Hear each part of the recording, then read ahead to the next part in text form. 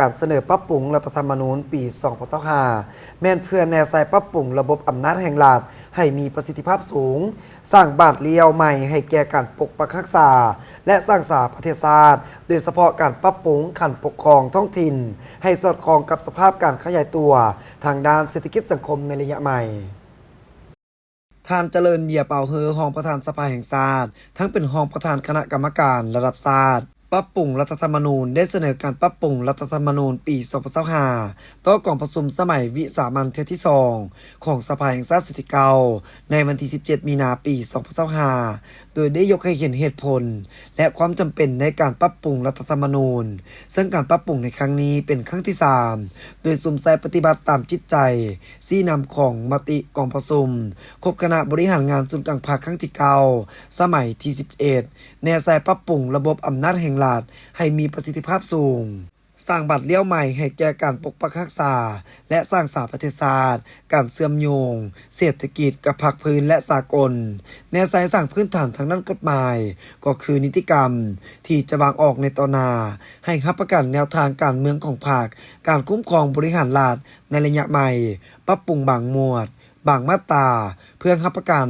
หรือรองรับแนวทางการเมืองของภาคและแนวทางการจัดตั้งการคุ้มครองบริหารรัฐในระยะใหม่ก็คือแนวทางเปลี่ยนแปลงใหม่ในซุ้มปีต่อหน้าเหตุผลเลยควรจะเป็นในการปรับปรุงรัฐธรรมนูญครั้งนี้เพื่อแก้ไขจุดอ่อนโครงข่ายในการจัดตั้งปฏิบัติรัฐธรรมนูญที่ได้กล่าวมาทั้งนั้นและก็จัดตั้งปฏิบัติมติของคณะบริหารงานศูนย์กลางพรรคฉบับเลขที่05ทับคบสพมติของกรมการเมืองศูนย์กลางพรรคฉบับเลขที่04กมสพและคำสั่งคณะเลขาธิการศูนย์กลางพรรคเลขที่173คลสพให้ปรากฏผลเป็นจริงกรมการเมืองศูนย์กลางพรรคได้ออกมติว่าด้วยการแต่งตั้งคณะกรรมการระดับชาติปรับปรุงรัฐธรรมนูญฉบับเลขที่15ทับกมสพลงวันที่22พฤษภาคม2024เพื่อค้นคว้าและปรับปรุงรัฐธรรมนูญฉบับเลขที่63ทับสพสลงวันที่8ธันวาคม2015การปรับปรุงรัฐธรรมนูญครั้งนี้เป็นการปรับปรุงครั้งที่3โดยซุ่มเสริมปฏิบัติจิตใจสีนำของมติกองประชุมคบคณะบริหารงานศูนย์กลางพรรคครั้งที่เก่าสมัยที่11ในวันที่28ตุลาคมวันที่6พฤศจิกายน2024แน่ใส1ปรับปรุงระบบอำนาจแห่งรัฐให้มีประสิทธิภาพสูงสร้างบัตรเลี้ยวใหม่ให้เกิดการปกปักรักษาและสร้างสรรค์ประเทศชาติการเชื่อมโยงเศรษฐกิจกับภาคพื้นและสากลแน่สื่อสารพื้นฐานตามกฎหมายก็คือนิติกรรมที่วางออกในต้นหน้าเพื่อรับประกันแนวทางการเมืองของพรรคการคุ้มครองบริหารรัฐในระยะใหม่2ปรับปรุงบางหมวดบางมาตราเพื่อรับประกันหรือห้องรับแนวทางการเมืองของพรรคและแนวทางการจัดตั้งการคุ้มครองบริหารรัฐในระยะใหม่ก็คือแนวทางเปลี่ยนแปลงใหม่ในซุ้มปีตัวหน้าโดยเฉพาะในสมัย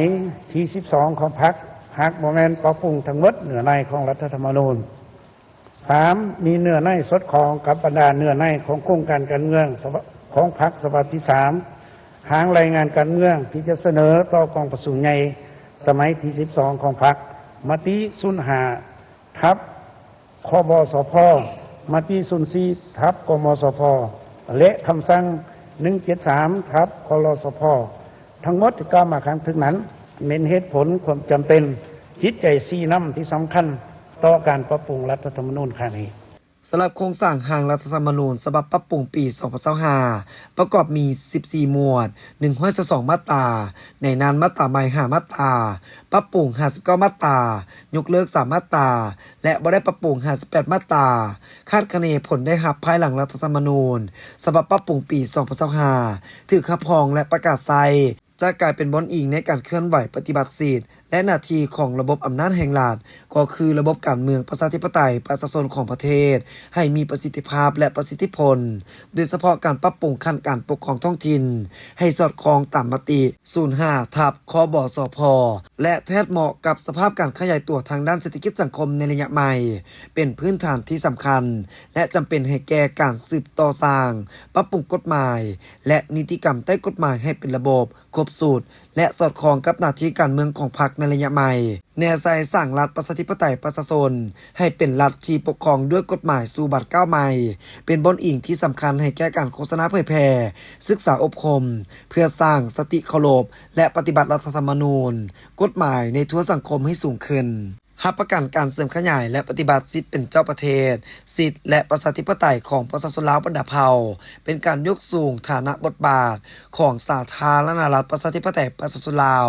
ในเวทีสากลและภาคพื้น